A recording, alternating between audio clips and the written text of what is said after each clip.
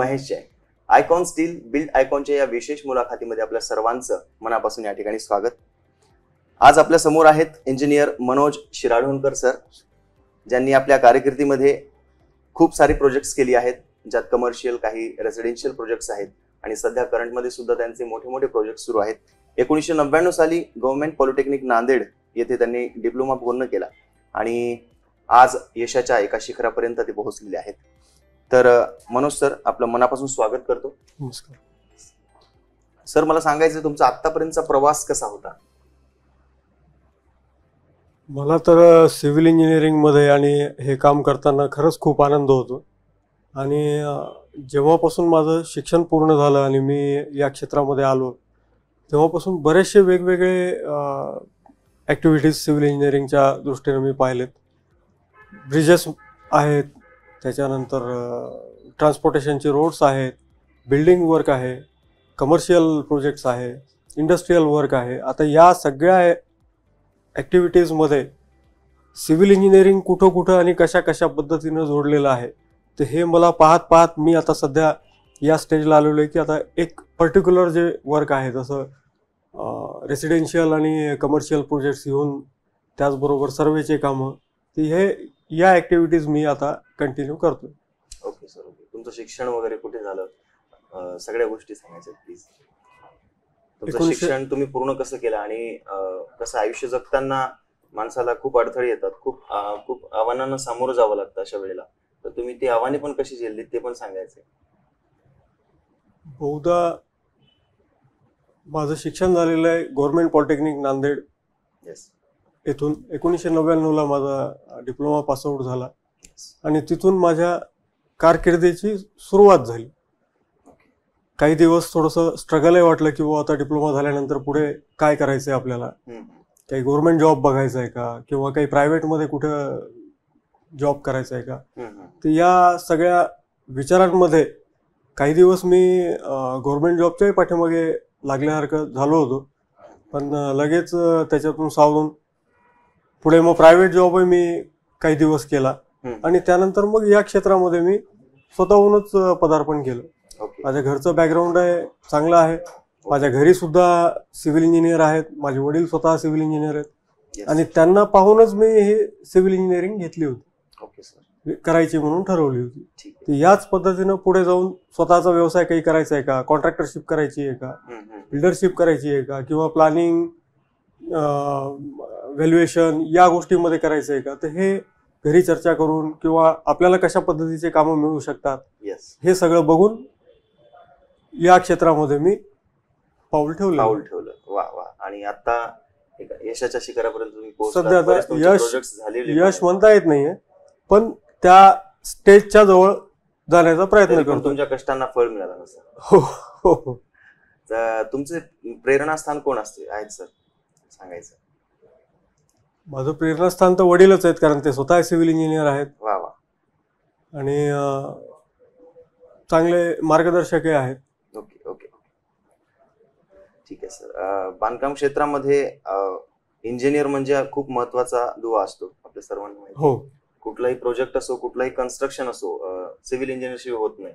खरं. तर नवीन नवीन कल्पना ज्या आहेत किंवा जे वाढतं तंत्रज्ञान आहे, तर या तंत्रज्ञानाचा, नवीन कल्पनांचा तुम्ही बांधकाम क्षेत्रामध्ये कसा फायदा करून घेत असता? हो, ऑब्व्हियसली करावाच लागतो, कारण आता नवीन नवीन जे तंत्रज्ञान आलेलं आहे, UDCPR सुद्धा, आता UDCPR म्हणजे युनिफाईड डेव्हलपमेंट रूल्स जे आहेत, आधी DC रूल्स होते, आता UDCPR आले. ते पूर्ण महाराष्ट्राला एकसारखेच, मुंबई महानगरपालिका, बृहन्मुंबई महानगरपालिका सोडून बाकी सगळ्यासाठी एकसारखेच रूल केलेले. आणि याशिवाय त्याच्यामध्ये बऱ्याचशा काही त्यांनी गोष्टी ॲक्टिव्हिटीज मध्ये टाकलेल्या आहेत, ज्या जेणेकरून नवीन तंत्रज्ञानाचा वापर करणे किंवा ग्रीन बिल्डिंग्स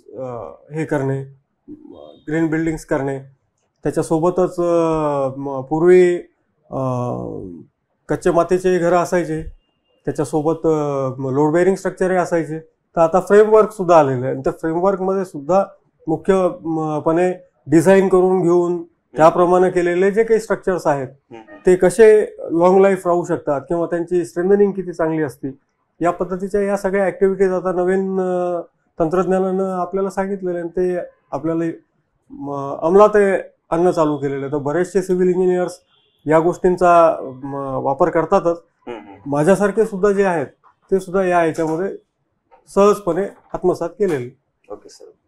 सर, बांधकामाला सुरुवात करण्या अगोदर त्याची रचना करणे, डिझाईन करणे किती महत्वाचं आहे? हो, खूप आवश्यक आहे. हे थोडक्यात सांगा. खूप आवश्यक आहे. बांधकामाची सुरुवात करण्याच्या आधी त्याचा आराखडा करणे, त्याचं एस्टिमेशन करणे, त्याच्यामध्ये लागणाऱ्या कोणत्या कोणत्या ॲक्टिव्हिटीज आहेत, जसं मॅनपॉवरचं युटिलायझेशन कसं करायचं आहे, मॅनपॉवर कुठून आणायचं आहे, स्किल्ड वर्कर, अनस्किल्ड वर्कर, त्याचबरोबर आपल्याला लागणारे जे काही मटेरियल्स आहे, जसं वाळू, गिट्टी, सिमेंट, वीट किंवा स्टील, याच्याही व्यतिरिक्त अजून दुसरं काही जे मटेरियल आहे, जसं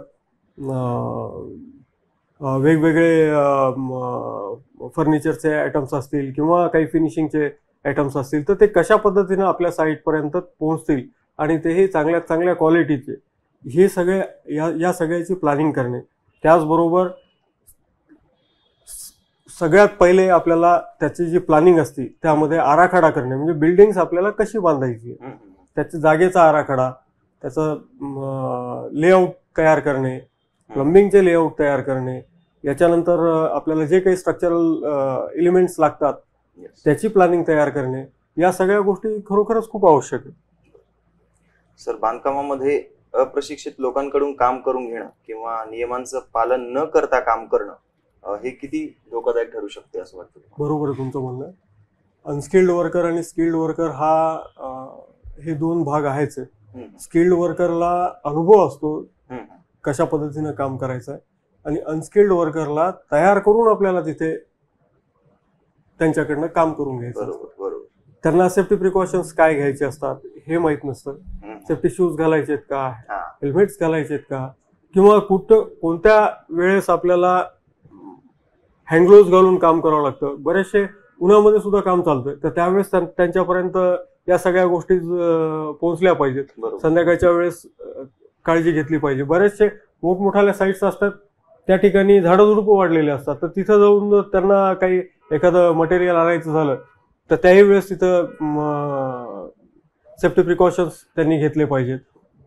गजाळ्या खूप तापलेल्या असतात, तर त्यावेळेस त्यांनी हँडग्लोव्ज घालून काम करायला पाहिजे.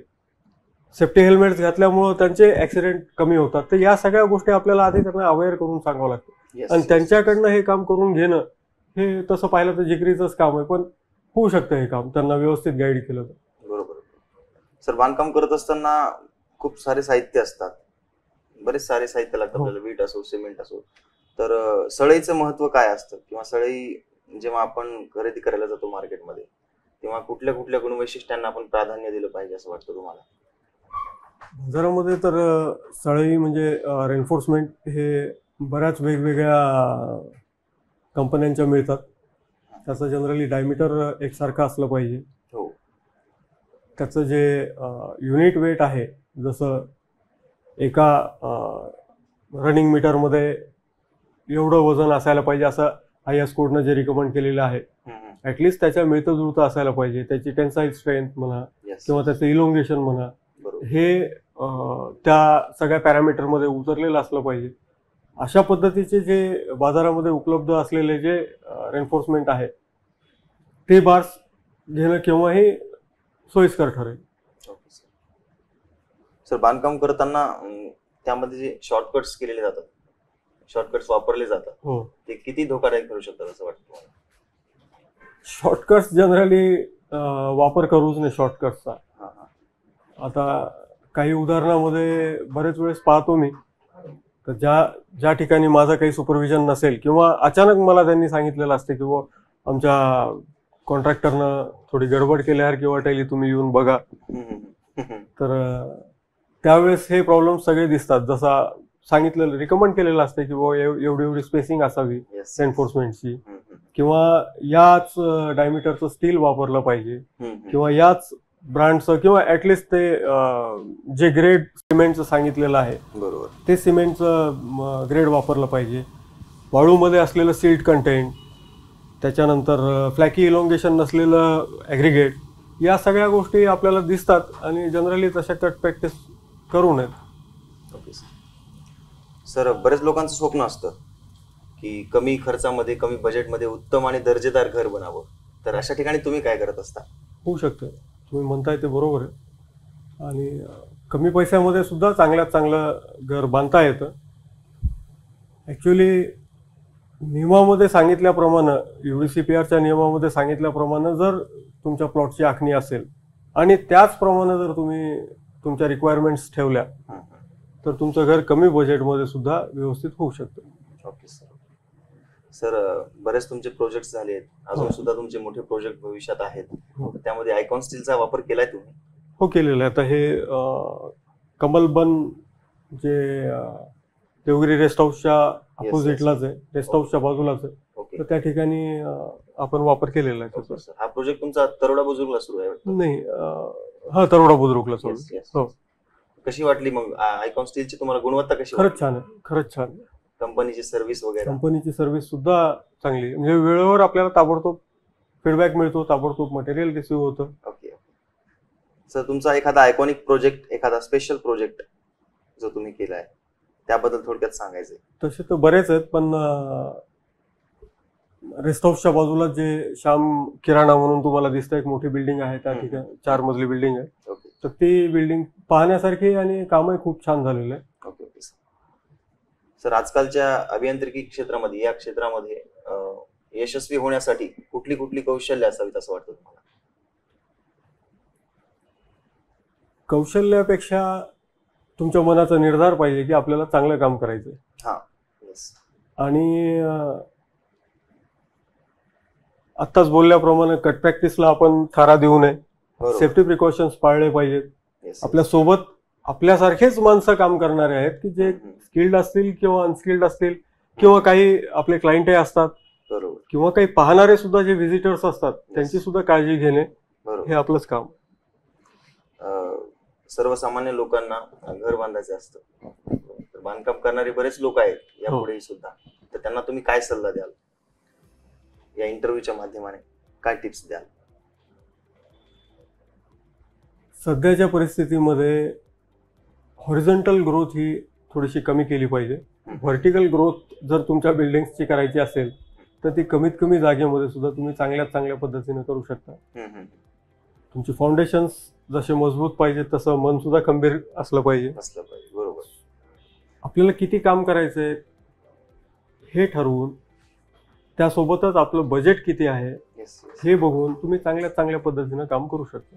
ज्यांना मोठ्यात मोठे प्रोजेक्ट करायचे अशा लोकांना तुम्ही काय सांगणार? जे लोक मोठे प्रोजेक्ट करू इच्छितात अशांना? नियमाला बगल न देता काम केलं पाहिजे. Yes yes yes. कारण मोठे प्रोजेक्ट तेव्हाच सक्सेसफुल होतात ज्यावेळेस सगळे तुम्ही नियमामध्ये काम करू शकता. बरोबर बरोबर. Rules is very important. Rules is very important. तर अशा प्रकारे ज्यांनी बऱ्याच घरांचं स्वप्न पूर्ण केलं असे एक यशस्वी अभियंते माननीय मनोजजी शिराडोणकर सर यांची घेतली आणि खूप अनुभव त्यांनी आपल्या सर्वांना शेअर केले. नक्कीच त्या अनुभवांचा फायदा आपल्या सर्वांना होणार आहे. तर मनोज सर, आपलं मनापासून आयकॉन स्टील आमच्या बिल्ड आयकॉनच्या टीमच्या वतीने आपले खूप धन्यवाद आणि पुढील वाटचालीस तुम्हाला खूप खूप शुभेच्छा. थँक्यू. थँक्यू.